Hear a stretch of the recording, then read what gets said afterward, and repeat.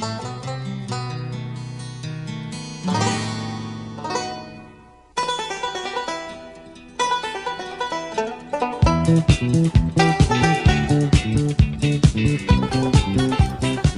and welcome to another episode of the Cover Zero podcast, a show where I cover the least in the best way possible. I'm your host, Jason Wells. Today is Wednesday, November 26th. Taking me a while. I feel like I've finally gotten a grasp of what's happening in the NFL.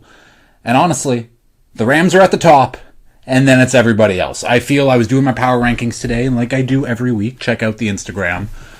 And yeah, it just feels like it's the Rams by themselves, and then from like 2 to 14 or 13 or somewhere in my rankings, all of those teams are fairly similar for a lot of different reasons, and it's a wide open year this year in the NFL.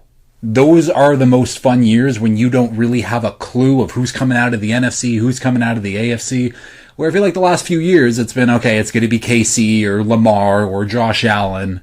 The NFC is usually there's more parity, but yeah, we're going to have a really good playoffs this year where even, these first matchups, the wild card rounds, I think that we could see a lot of upsets, a lot of road dogs beat the higher seeded team anyways. But yeah, taking me 12 weeks. I think I figured out the league. This episode though, recapping all of last week's games, doing some college football highlights too, should be a good episode.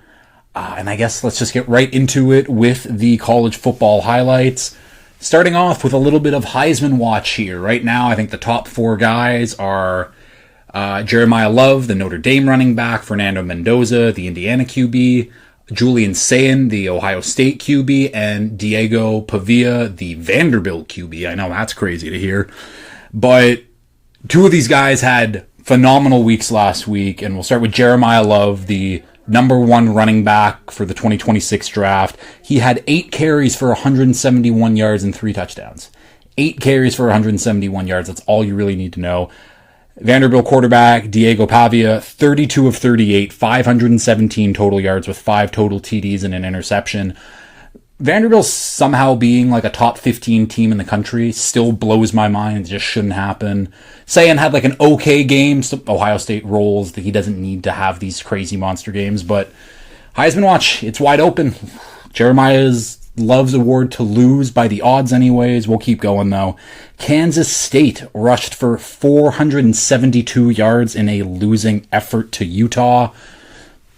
That's just crazy that they almost got 500 yards in general, but 472 rushing yards in a game, that's absolutely nuts.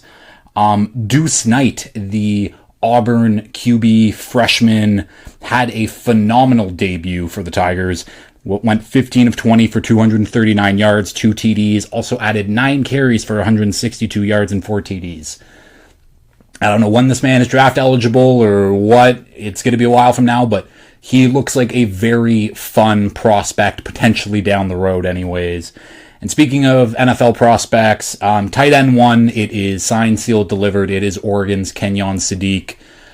He looks like he's just going to be one of these genetic freaks. Come combine time, I think he's going to be a lot of fun. He's listed at like 6'3", 250. I think he'll probably run a 4.4. He'll jump out the gym, and the willingness to block is always key when you're scouting in the NFL for tight ends. Blocking, they need to be able to do that. But so many athletic plays, athletic catches. Kenyon Sadiq, tight end 1, and that is the college football highlights. Let's get into these games from last week, starting off with the Monday Night Football game. It is the Panthers and the Niners. Oh, that is NCAA. Panthers and Niners. Panthers 9, 49ers 20. Again, with me now living on the East Coast, being an hour ahead of everyone, and staying up late for some of these NFL games has been tough. Thankfully for me, Brock Purdy, Bryce Young made it very easy for me to just go to bed at halftime. That was an abysmal performance on both sides. We'll start off with the Niners because they were the winning team. But yeah, Brock Purdy, 3 interceptions, 3 They were bad interceptions, but like J.C. Horn also had 2 interceptions on the day. He was making very good plays on the ball, like something that like not every corner could do. J.C. Horn is just that good. But questions start to pop up about, whoa, Mac Jones and and I don't think that this game would have went any differently. The Niners still won anyways. I think Mac Jones still would have thrown a couple interceptions. Again, who knows, hypothetical. I think the only difference, I still think obviously Brock Purdy is the better quarterback. That's plain and simple, cut and dry. Brock Purdy is better than Mac Jones. But where the conversation now comes up is, okay, you're paying Brock Purdy $50-some million a year while you're paying Mac Jones a couple million. That's when the disparity, that's when you can like really see the differences. Again, those contract sizes. And while I do agree that Brock Purdy can elevate this offense more than Mac Jones can, like $40-some million more, I don't really know. The Niners are, again, fine. Shout out to the defense for playing, again, sound defensive football. There's honestly, like, there's not a lot to really talk about in this game. I think the most exciting thing that really happened was the Trayvon Moehrig nut punch. He got Jawan Jennings right in the balls. Jawan Jennings wanted to fight him and actually showed decent restraint. Head coach Kyle Shanahan said after, it's like, yeah, I was proud of him for like holding back a little bit because, like, yeah, he had full go to do whatever he wanted to Moehrig there. Again, not an exciting game. Niners needed to win it to just, again, stay afloat in the NFC West divisional race and the wild card race in general. And CMC leads the league in catches, which is just crazy for a running back to do. Right now, the top 4 guys in catches, so it's CMC at 1, a running back, Trey McBride at 2, tight end, and then 2 more NFC West guys, Jackson Smith and Jigba and Puka Nacua. So I think it's CMC 81, and then Trey McBride, JSN, and Puka Nacua all at 80. NFC West is the gauntlet division anyways. Panthers, after like really opening up the playbook, taking shots downfield, I don't know where that went this week, and the unwillingness to take those deep shots, I just don't understand. Tet was definitely banged up, but nothing looked like it did last week, obviously. I mean, Bryce had a phenomenal game last week, and then he just comes right back down to earth with this one. Not a ton to say. We'll keep going, though, all the way back to Thursday Night Football. Bills 19, Texans 23. This Texans defense is, like, special and deserves to be in the same category like we talk about, like the 2000 Ravens defense, the 85 Bears, that 2015 Broncos defense, and even the Legion of Boom. Just some stats to compare them to the Legion of Boom right now. They are allowing 270 yards per game. The Legion of Boom averaged 273, and they are only allowing 16 points per game. The Legion of Boom was, I think, 14.3. Either way, this is a very, very good defense from the Texans, and they just need this offense to get CJ Stroud back because Davis Mills missed a lot of shots in this one. This score could have been way, way worse. But back to the defense just a little bit. Texans defense also has 11 interceptions on the season and only 10 passing touchdowns allowed. I feel like that doesn't happen often where the team has more interceptions than they do like passing touchdowns allowed. Texans defense is really good. The offense, it looked good. It looked cohesive enough. Again, Davis Mills was missing some shots down the field that I think that Stroud would have been able to make.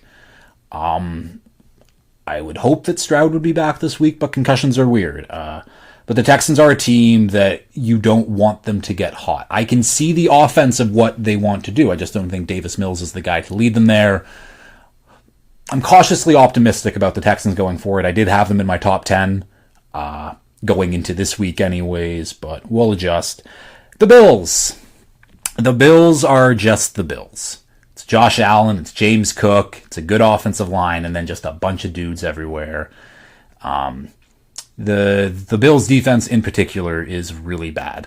Again, I keep saying, oh, they got a bunch of dudes, and they do have a bunch of dudes. Like, I could name off, and I guess I just will, on that defensive line, they have Daquan Jones, Gregory Rousseau, Joey Bosa. They got Matt Milano, Terrell Bernard.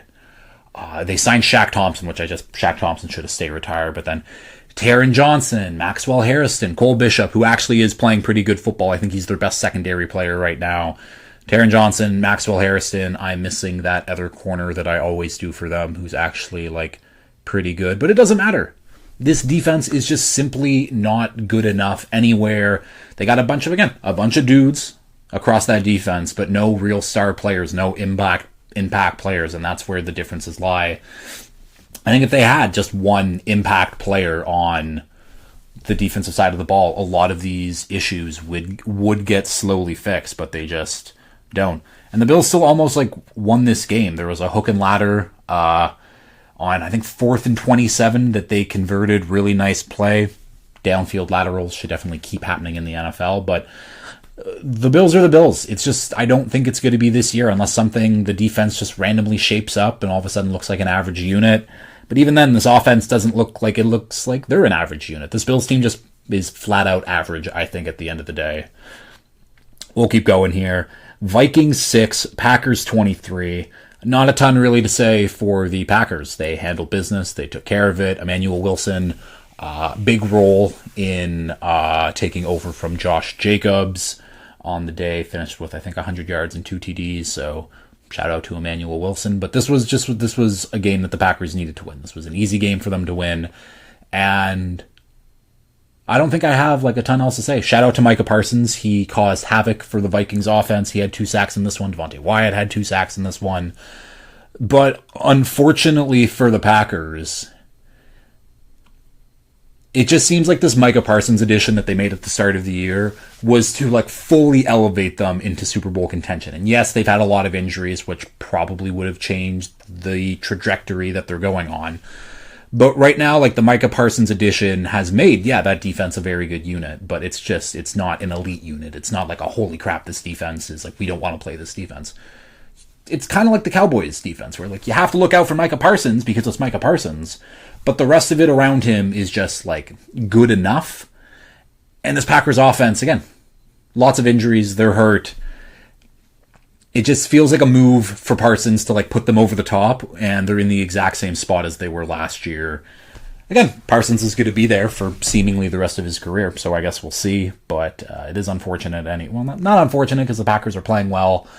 Probably going to make the playoffs again. The NFC is a bloodbath right now. Like all of the wildcard teams have 8 wins, which is crazy. But Vikings on the other side. And we'll start off with a bit of a blind resume here. So we have receiver 1, 102 targets, 66 catches, 794 yards, and 3 TDs. And then wide receiver 2, 99 targets, 60 receptions, 795 yards, and 2 TDs. Who would you rather have? It's close. Wide receiver 1, Wan'Dale Robinson. Wide receiver 2, Justin Jefferson. And that's the J.J. McCarthy effect.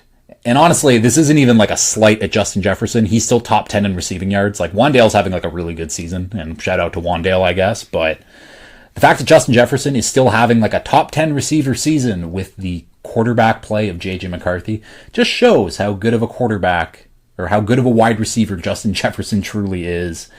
J.J. McCarthy is bad. He now ranks 851st out of 852 quarterbacks in EPA per dropback since 2000. The only quarterback who is worse than him is one of the biggest busts of all time, Jamarcus Russell. It's bad. I think that we're getting to the point where J.J. McCarthy needs to...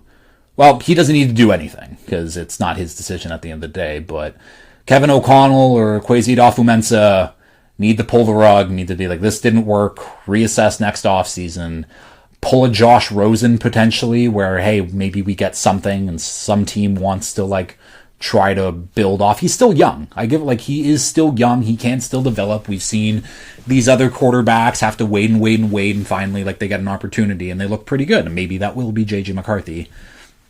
I just doubt it because it looks really bad. There's not a lot of things that you can really nitpick to like point out to be like, the Viking, he still might have something. It looks terrible. It looks terrible across the board. And I didn't think that I would find another quarterback, let alone a Vikings quarterback, that I could compare to and be like, he's terrible. So usually my quarterback comparison for like, this is one of the worst guys I've ever seen, is former Vikings quarterback Christian Ponder, who had started a full season under when it was Adrian Peterson during his MVP years, where all Ponder had to do was hand off the ball. But Christian Ponder was an absolutely terrible quarterback. And yeah, he reminds me a lot of JJ McCarthy. And if JJ McCarthy can take over from Christian Ponder as one of the worst quarterbacks in my recent memory, maybe. It has been that bad. And for a Vikings team that, again, they've had 14 wins last year. They were one win away from being the 1 seed in the NFC. And if you look at, if they would have re-signed Darnold or if they would have kept Daniel Jones, this probably would have been, again, another playoff team. The Vikings upgraded in almost every area of concern that they had from last year. Like that offensive line seemingly upgraded. Defensive line seemingly upgraded. The weapons were still good. The running back position got upgraded. The defense stayed relatively the same. They made some defensive line acquisitions, but like things were supposed to be better, and it's just significantly worse, and it's unfortunately just because of JJ McCarthy. This seems like it's going to be a one-and-done year for him. We'll move on, though.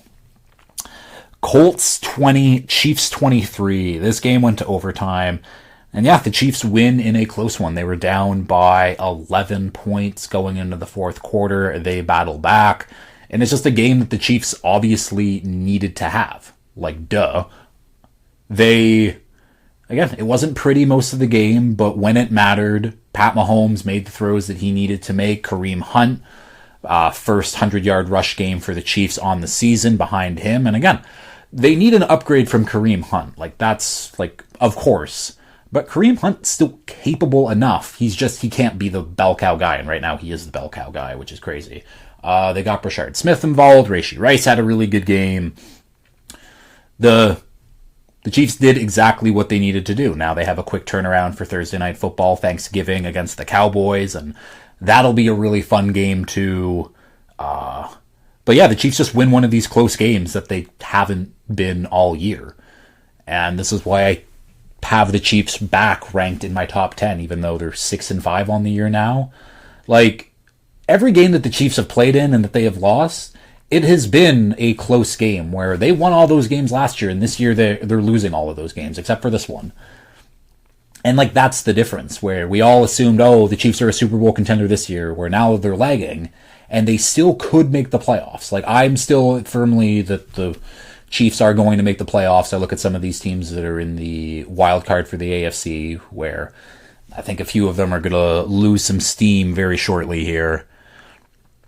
But the Chiefs, they have enough. They have enough going for them. I think that this offense is a very good offense. They have Pacheco coming back. It's just, you like to see it be a little bit easier. But again, the Colts team has been really good this year. One of the reasons for probably the Colts' downfall in this one, Jonathan Taylor had one rushing attempt in the fourth quarter. Maybe hand the ball off to, like, MVP candidate, favorite for Offensive Player of the Year, Jonathan Taylor. Like, maybe that just makes a little bit of sense. And, like, I don't know, like, running the ball kills the clock. Again, things that in the moment I don't know what Shane Steichen is thinking, but not my call. Like, me personally, if I had, like, a 2-score lead in a very big matchup against, like, the perennial Super Bowl favorites, yeah, I try to chew that clock down and give Jonathan Taylor the ball more. But, that's just me. Last note in this game, shout out to edge rusher Laiatu Latu. Now has his third interception on the season. I think he's got 6 sacks, 3 interceptions. He's having a bit of a breakout year. He's a very fun player, one of my favorite edge rushers from that 2024 class. Nice to see him continue to develop anyways. We'll keep going, though. Patriots 26, Bengals 20. Patriots eke out a very close, bit of a lucky win against the Burrow-less Browns, and I would say, yeah, they're lucky that Joe Burrow wasn't playing. I think if Burrow was playing, that might have been the difference maker between the Patriots losing and winning this game. But again, we don't live in the world of hypotheticals. I mean, some people do, but yeah, the Patriots absolutely did enough to win this one. This felt like this could have been the potential matchup of, oh, the Patriots are riding high, and they come into like the, I mean, I'm not going to call the Bengals a buzzsaw because they're just not. They're the opposite of that. But it felt like a potential letdown spot for the Patriots, and it almost was. I mean, there was back-to-back pick sixes where Geno Stone steps into the pass, picks off Drake May, runs it back for an end zone, or runs it back for a touchdown, and then when the Bengals get back on offense, Joe Flacco throws an interception, Marcus Jones runs it back for a touchdown. Back-to-back pick sixes is pretty cool. But the Patriots, again, it's been a really good year for them. Like, they're well ahead of schedule than what I thought, but two big injuries for them popped up on the offensive line. Left tackle Will Campbell and left guard Jared Wilson. Both rookies, both playing really well for them. Avoided disaster, though. Apparently, Will Campbell carted off. It seemed like, oh, he's done for the year. He just has like an MCL sprain, which he's still probably going to miss time, but it's not a tear. So that's a big win. And then Jared Wilson somehow has low and high ankle sprains, which doesn't sound good. He's probably going to be out for at least a few weeks, but not season ending. So that's big. But this Patriots offensive line that already wasn't very good, losing two key starters potentially for next week, not great. And their run defense. The run defense did take a big step back. No Milton Williams for them, who has been, again, fantastic addition in free agency for them this year. But Chase Brown carved them up for, I think he had like 19 carries for 106 yards. It's not great. Like the Bengals, it's Joe Flacco. They didn't have Jamar Chase, and T. Higgins left the game with the injury. But the fact that it was this close, it's a little, again, it doesn't, like, it's not concerning because I know what the Patriots are, and the Patriots are a good team. Don't get me wrong, but they're not like a juggernaut. They're not some, again, they're the top team in the AFC, but I think that AFC team 1 through like 9 are all basically the same in my opinion. Take that how you will. We'll keep going. Steelers 28, Bears 31. The Bears just continue to win games. They're not pretty, it's not easy, but they're just continuing to win. They are leading that division right now in the NFC North. Again, a very, very tough division to win, and they're leading right now. The Bears' offense is just flat out good. Again, it's not always pretty, but between what Caleb Williams does, rushing the ball, evading pass rushers, throwing the ball, throwing it to Odunze, DJ Moore, Burden, Komet, Loveland, Zacchaeus, the running game's like been better. Their offense is just good. It's not elite. It's not fantastic. It's just good, and good is good. I'm not using great words, but the Bears' offense is just flat out good, where at least they have an identity. At least you know that, okay, Caleb is good. The offense is working. Ben Johnson clearly knows what he's doing. Everything's looking up a little bit. And I will say things are looking up because, again, I have just established that the Bears have a good offense. And this defense, not very good. However, Nahshon Wright had a very nice interception in this one, his 5th interception on the year. And once Jalen Johnson, once Kyler Gordon come back from injuries, they've opened their practice window. They should be back this week or next week, I would imagine. But once they get back, that secondary all of a sudden looks pretty elite. You'll have Jalen Johnson, Nahshon Wright manning the outside spots. You'll have Kyler Gordon in the slot. Still have Kevin Byard back there. This all of a sudden becomes like a very good secondary, and having a very good secondary helps the pass rush a lot. And this pass rush hasn't really been getting home, but maybe if they get that other like split second of more time, it helps everyone out. So I think the Bears could be a team that's just trending up right now. We'll see how it goes. Steelers. Say it with me, everybody. The Steelers are the Steelers are the Steelers are the Steelers. It's the exact same team, no matter who's at quarterback, no matter what's going on. Like, I don't think that Aaron Rodgers would have changed the outcome of this game. I think that Aaron Rodgers likes to think that he would have changed the outcome of this game, but Mason Rudolph played good enough football. He played 40-year-old Aaron Rodgers type football. They were almost in it. The defense played decent enough. They made a few moves, but like, this is the Steelers. Their offense isn't good. The defense is pretty good, but like not nearly as good as we've seen in the last few years. I don't know. It is what it is. I don't really have a lot to say about the Steelers. Shout out to TJ Watt. He has moved past JJ Watt all time in sacks now with 115. JJ Watt joked about putting back the pads on because he can't allow that. I still think that JJ Watt could definitely come in and be a decent rotational piece for someone, but that time unfortunately has passed for JJ. We'll keep going. Jets 10, Ravens 23. This was a bad game. This was a bad game from both sides. Way too close. I mean, the Jets were winning for a good chunk of it, but Lamar Jackson does not look healthy. He is not, doesn't look as explosive. He's not taking off on these runs. And I mean, I think he's had a knee, ankle, foot, like his whole leg has been hurt basically at some point this year. I think now it's a toe.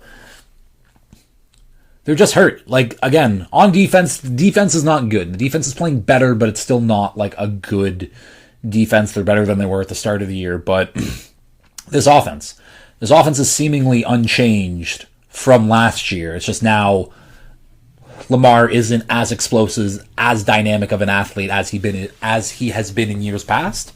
And that's taken a toll, like, across the board. I don't know if Derrick Henry's lost a bit of a step too. Seems that way, but not having that threat of Lamar running out of the backfield allows defenders to just cue in on Henry more. Like Mark Andrews is a little bit older, Isaiah Likely, again, the offense is about the same as last year, but one of the best offenses in the league last year is all of a sudden just like an okay offense, and unfortunately I just think it comes down to Lamar's health, and he needs to be fully healthy for this offense to be at full steam. The Jets. You tried hard. Like, good job. You put up a bit of a fight for, like, a bit. They're just a bad team. There's nothing to say. The Jets are bad. The Jets are who they are. A.D. Mitchell made a couple nice plays. John Mechie, Canadian, scored a touchdown. Cool. I think that sums it up for the Jets. Giants 27, Lions 34. Jahmyr Gibbs is absolutely incredible. Already with, let's see if I can do some quick mental math here. Already with like 100.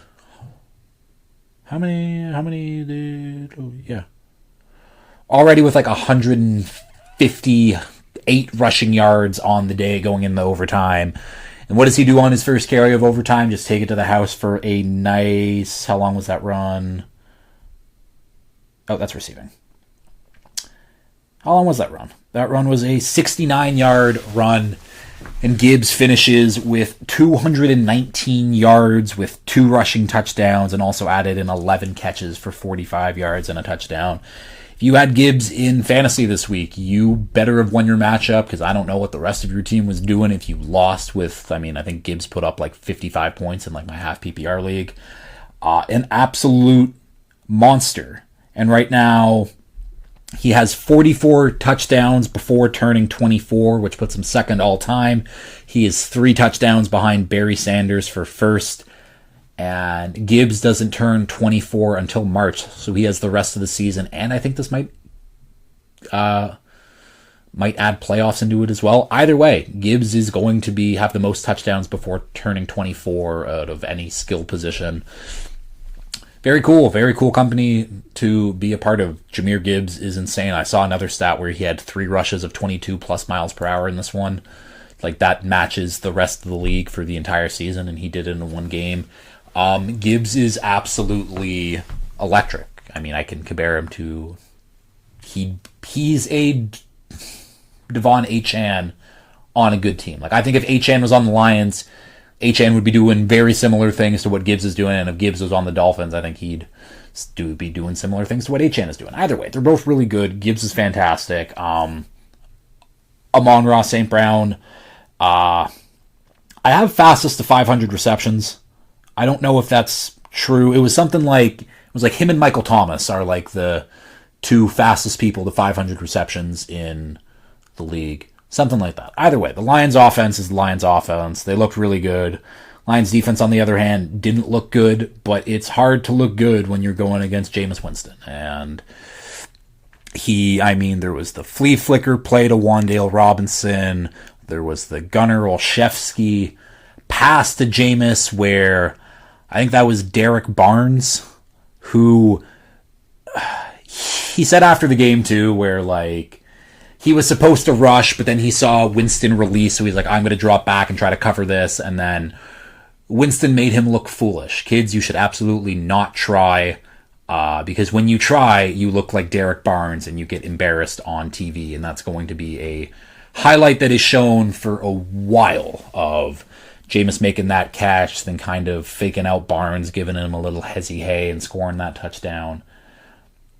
Jameis is just a lot of fun, and Jameis is hard to like quantify as an NFL player because whenever he goes out there, you feel confident in your chances of winning just because he's going to try to hit these monster plays every single game. Like, he wants to win, whether he throws multiple interceptions or multiple touchdowns, chances are he'll do both. But Jameis Winston is a baller at the end of the day. And I try to find, like, because I would say Jameis Winston is like a hooper.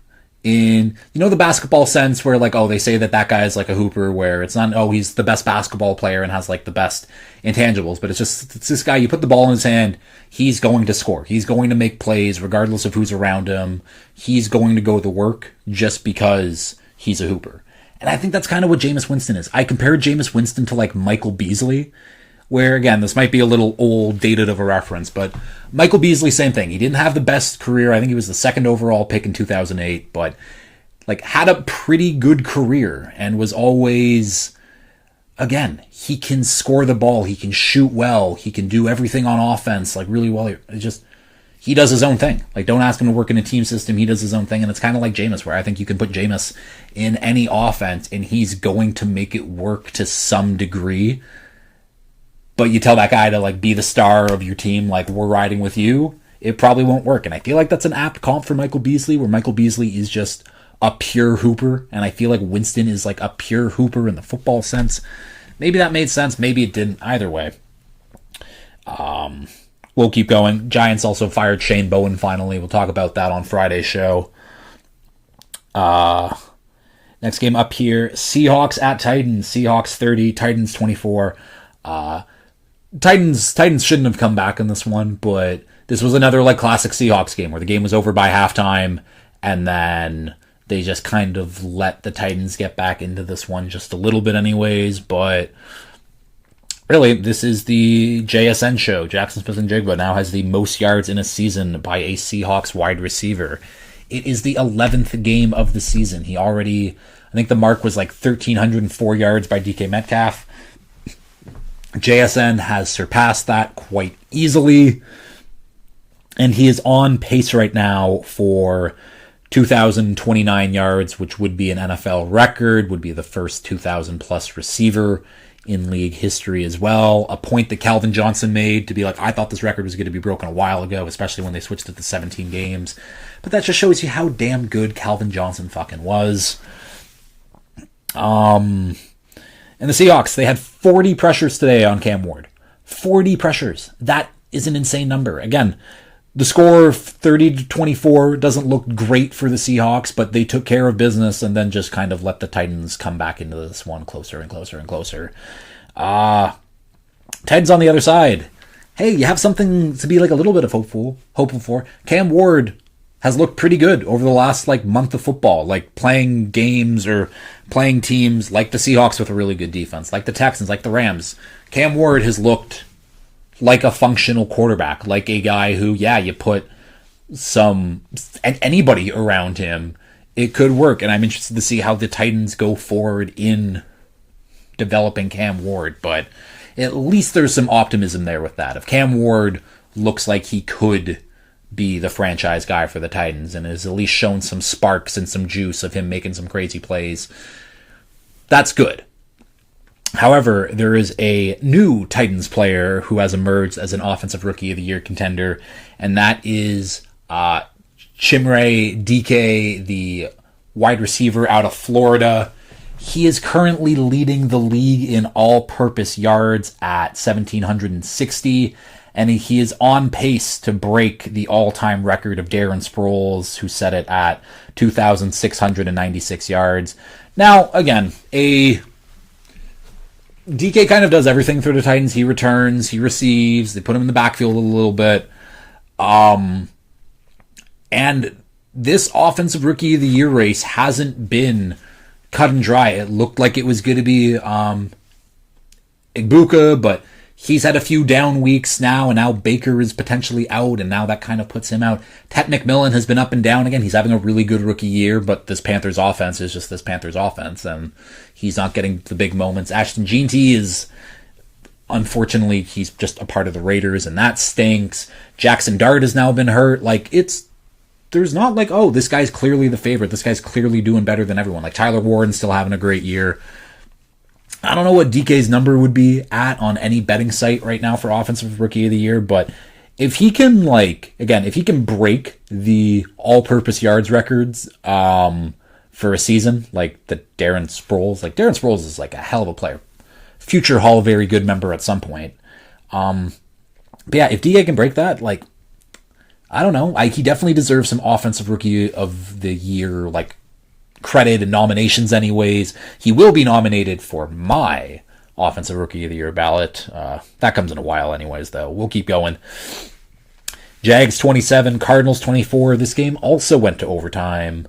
I think that at the end of the day, Trevor Lawrence is just Trevor Lawrence. There's nothing really else I can say. He has some high highs, he has some low lows. He's part of the reason why the Jags came back, won this game, big drive in overtime to win. But he's also the reason why this game went to overtime and why the Jags needed to come back in this spot versus the Cardinals. I think this is just kind of what you get with Trevor Lawrence at this point. You hope that he finds some level of consistency, because again, the really good plays are really good. You can see it. It's there. But there's just no consistency behind it. And then he'll throw some, back-breaking interceptions. And, again, he just turned... Did he just turn 25? Just turned 26? Either way, he's still a young quarterback. He still has time. And, again, if this was a decade ago, he probably wouldn't have got that second contract, would have been signed with a new team, bridge quarterback, whatever, and then taken off a la Sam Darnold, a la Geno Smith, I guess. But he's with the Jags, and I think that Liam Cohen wants to work with him. And I think that I'm interested to see what a full offseason of Lawrence and Liam Cohen working together, what that looks like for him. Because, again, the moments are there. The talent is there. It's just, can we put it all together? I don't know. We're going into year 6 next year at this point, and all I can say is he is a fine quarterback. And that's not what you want to hear when you're paying him $55 million, was the first overall pick, supposed to be generational quarterback, he's just a fine quarterback going into year 6, but the improvement can be there. Will it be there? I don't know. He has to show me, but the Jags are the Jags, and Trevor Lawrence is fine. Travis Etienne, good game from him. Brenton Strange, first game back, he played well. Cardinals on the other side, another team that's just who cares? I don't understand what they're trying to do. Trey McBride's been awesome. Jacoby Brissett's been pretty damn good.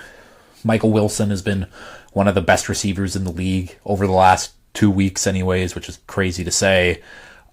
He is taking those opportunities that Marv left from his appendicitis, and he is absolutely just rolling with them. I don't know. The Cardinals just fucking suck. It's not their fault. Again, they're terribly injured across the board right now. The defense is playing well while also not playing well. Shout out to Walter Nolan. He had a pick 6 in this one. We love a big man pick 6. But again, I just don't understand what the Cardinals' goal is, what direction they're going in. They seem to always be in the spot where they're okay. They're never bad. They're never really good. They're just okay, and they've been okay kind of the entire time in the Jonathan Gannon era. They're a weird team, but we can keep going here. Browns at Raiders. Browns 24, Raiders 10. Shedeur Sanders becomes the first Browns rookie QB to win in their debut since 1999. Shout out to Shedeur. Dylan Gabriel only had 2 completions of 20-plus yards of target depth since starting in Week 5. Sanders had 3 of those passes on Sunday.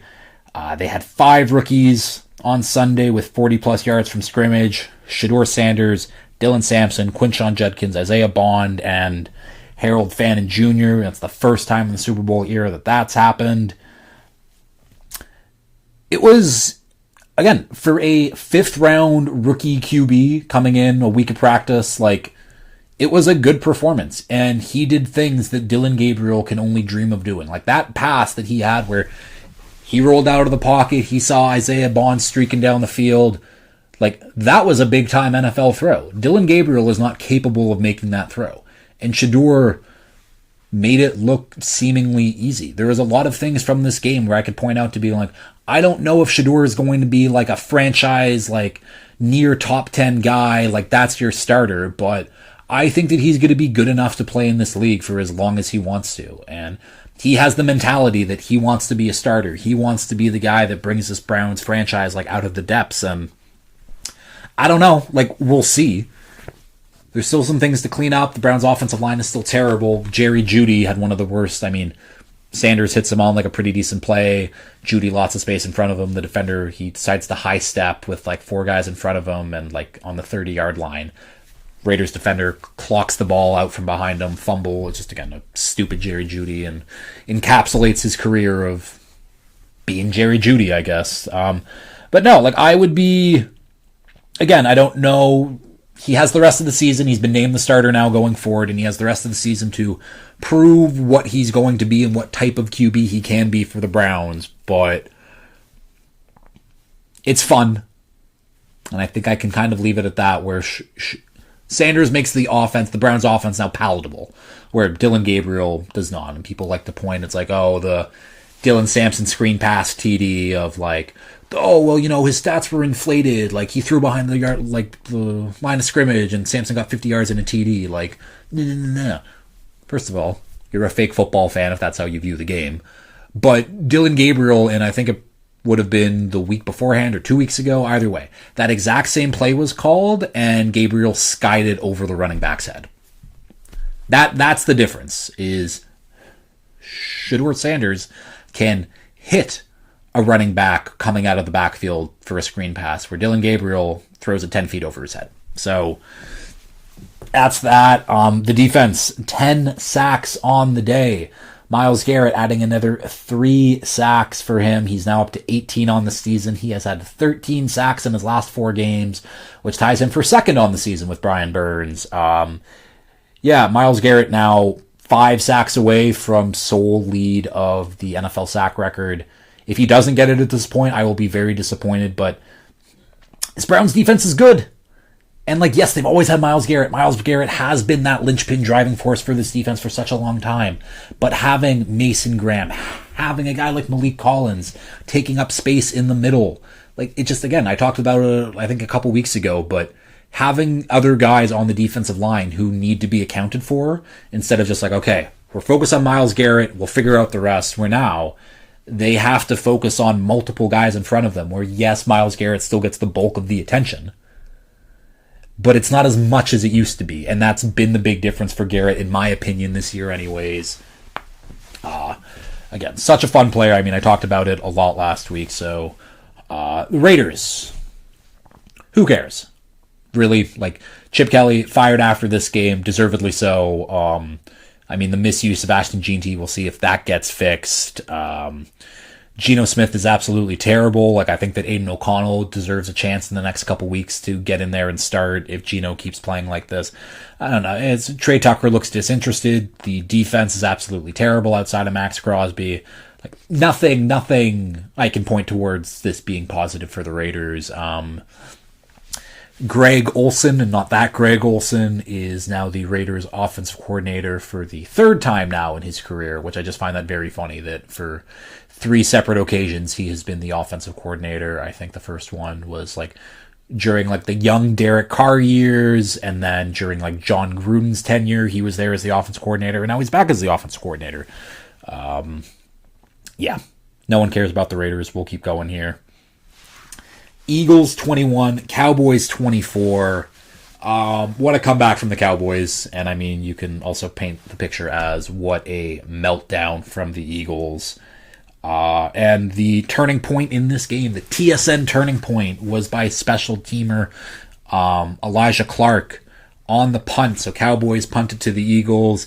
He gets absolutely rocked a few times as he's trying to make his way up the field, but does he give up? No. He keeps going, keeps trying, and eventually he finds his way, and all of a sudden, he has a clear hit at the returner, smacks him, pops the ball out, fumble. Cowboys get the ball back immediately in the red zone, and again, it's a big, big difference maker. Always, again, that hustle, that compete, it shows up on tape. More guys should be like Elijah Clark. Special teamers, I mean, you're a different breed of person to be like a special teamer in the NFL.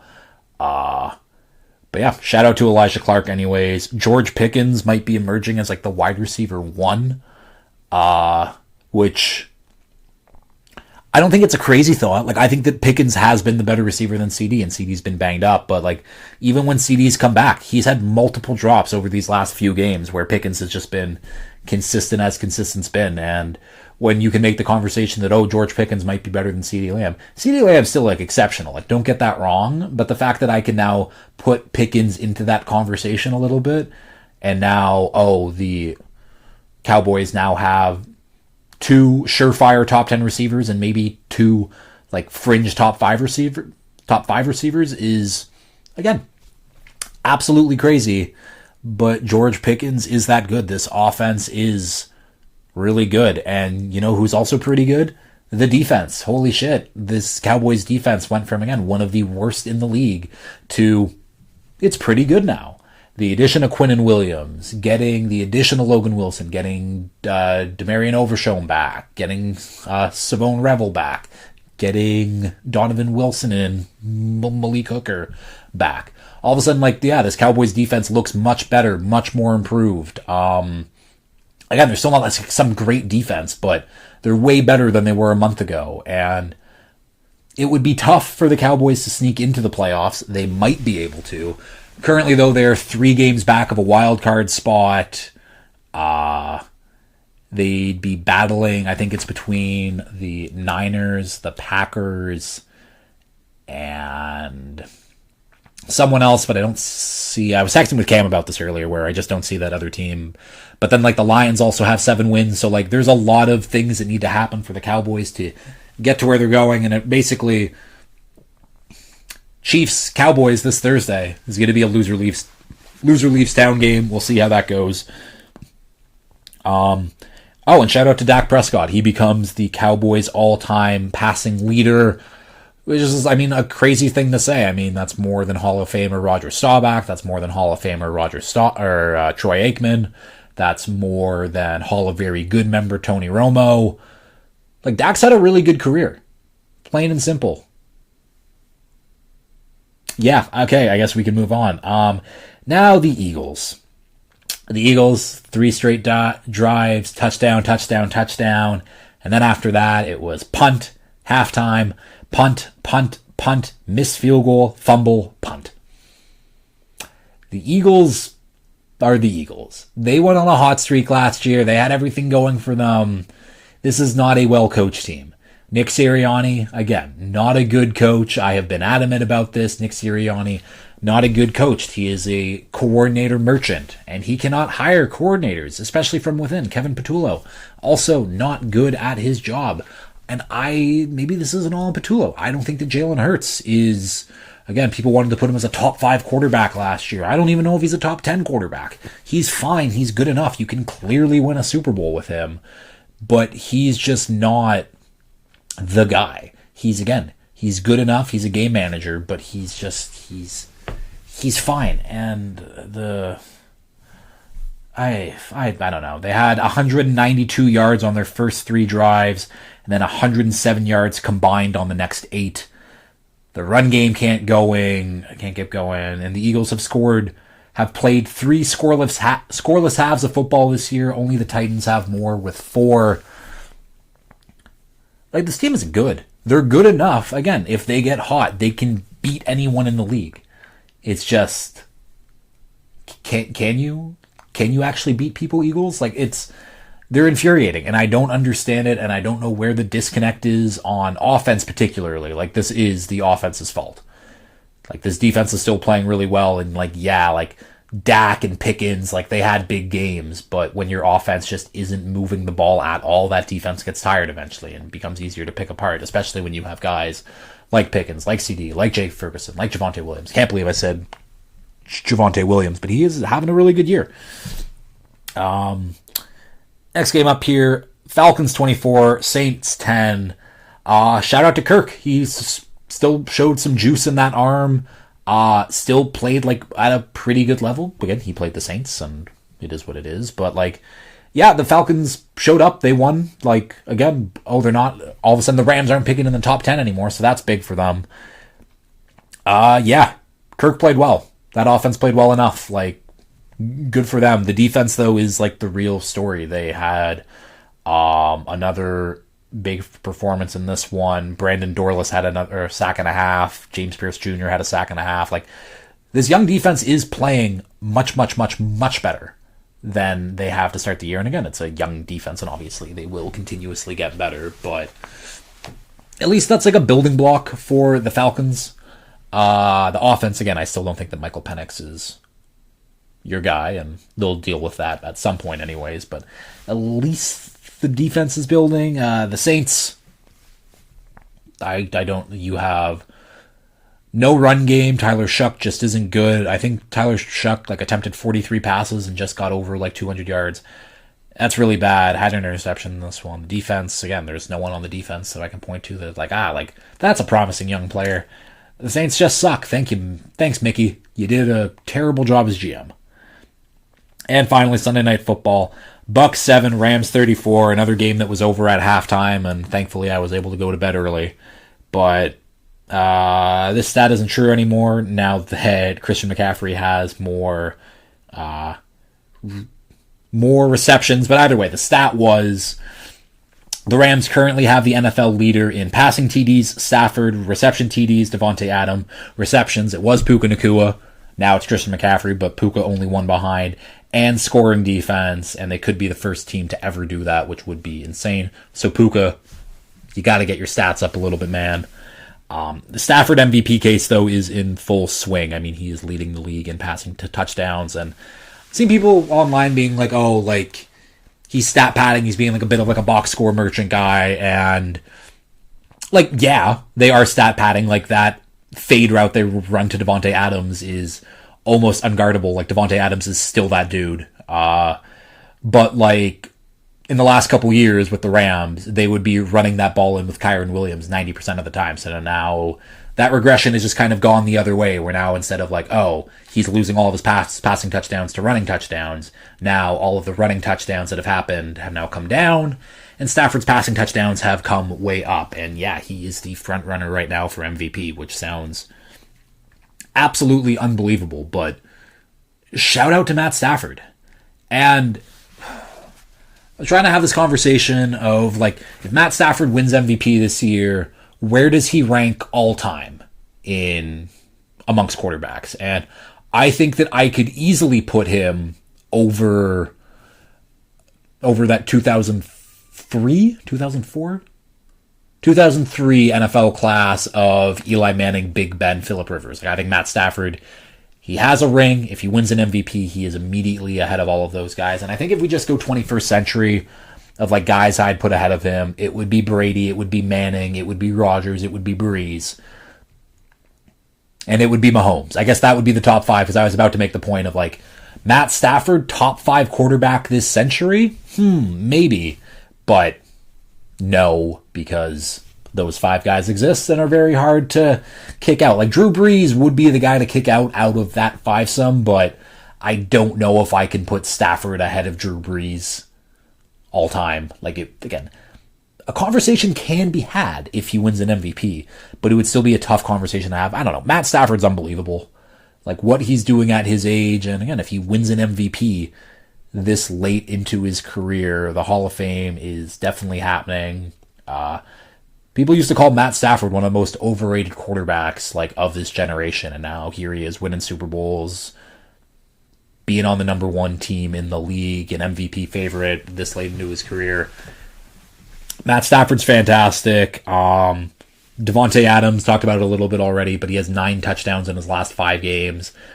Absolutely crazy. And Emmanuel Forbes, I talked about him a bit last week, but he was the first round pick by the Commanders, who was infamously taken above Christian Gonzalez, and Gonzo has gone on to be an all-pro and immediately one of the best corners in the league, where Forbes had some issues, and mainly it was just weight and strength issues. He came into the league and we knew what his ball skills were. We knew he was a fluid, very mobile athlete. Like, he could move with guys. It's just he would get bumped off coverage a ton because he was like 6'1", 160, 170. He was a small guy. Now that he's put on his grown man strength, that NFL weight, all of a sudden look at that speed, that mobility that has stayed with him. The ball skills have all stayed with him. And now that he's just kind of grown into his frame a little bit more, he's suddenly like a really good NFL corner. So maybe the Commanders were right the entire time of taking Emmanuel Forbes over Christian Gonzalez. Obviously, that's not true. But shout out to Forbes for, again, people labeling him a bust and him fighting back and having, like, looks like a potential promising career. And Les Snead did it again, maybe, of getting one of these, like, retread guys who now, I don't know what that Forbes contract is like, and I don't know what he would be looking for in a new deal, but I think that they'd be able to get him relatively cheap, and he could be a very good, young, promising, ascending player for a team in secondary that has kind of been the weak point. And if Forbes can be your number one corner down the stretch here and into future years, this defense looks very scary. I can tell you that. The Bucks on the other side, I mean, I say it every week, and usually it's with the caveat, like, oh, but when they come back from injury, I don't think it matters at this point. Like, the Bucks, it's like Mike Evans injured, Chris Godwin injured, Luka Decky injured, Bucky Irving injured, Cody Mock injured, Jamel Dean injured, Hassan Reddick injured, Tristan Wirfs injured, but back now, Kalijah Cansey injured, and now Baker. Like, those are all, like, key starters on this team that have all missed time or are missing time at the moment, and yeah, if Baker's out, this, again, the NFC South, they're always like the running joke every year in the NFL, but it might be that case again, because who wants to win this division? Right now it's the Bucks and the Panthers, I think, tied for, I'll check that out quickly. Yeah, it's the Bucks at 6-5 and the Panthers at 6-6. Like, the fact that, the Falcons only 2 games out of the divisional race is an insane thing for me to be saying. Like, the NFC South always sucks. The Bucks, I think, still are the better team and should, like, win. God, oh my God. Like, the point differential for the teams in the NFC South, the Bucks -25, the Panthers -53, the Falcons -30, and then the Saints -109, which is gross, but the NFC South is also gross, so it makes sense. Yeah, Baker leaves in this one. Teddy Bridgewater comes in, and Teddy Bridgewater clearly looks like a person who was retired in the offseason and didn't expect to be playing football, especially in this game anyways. Next week, I'm sure Teddy will come back in more focused, ready to go, but, like, he looked disinterested, looked really bad. I'm sure next week he'll come in with a full week of practice if it is going to be his start over Baker's, and he'll look better, but, like, bad football played by Teddy Bridgewater anyways. And yeah, that is the Week 12 recap. Thursday's episode going to be a bit of a different one. Obviously, we have the 3 Thanksgiving games. I have assessments for tree mensuration at 1 o'clock. The first game starts at 2 for me. So I think I'll be back to watch all the games. Now, recording-wise, I will probably be recording after Packers-Lions and before Chiefs-Cowboys start. So I think I'll probably give a recap of the early afternoon game, bit of a preview for the Chiefs-Cowboys game anyways, and then a blind recap of Bengals-Ravens. I don't know. Maybe blind recap of Chiefs-Cowboys too. We'll see when my recording it starts anyways, and then we got a episode on Friday and the regular Sunday slate. No buys this week. Everyone is playing. Should be a fun week of football. I'm happy that I actually get to watch, like, Thanksgiving football on my calendar it said like, oh, we're in the field all day for tree mensuration, and we are not. But unfortunately for me, we're also doing tests, so I won't be able to have like just my laptop open with the games going. But it is what it is. I will end it here though, and as always, if you have liked this, please like, share, retweet, subscribe, tell your friends, all that fun stuff, and until next time, peace.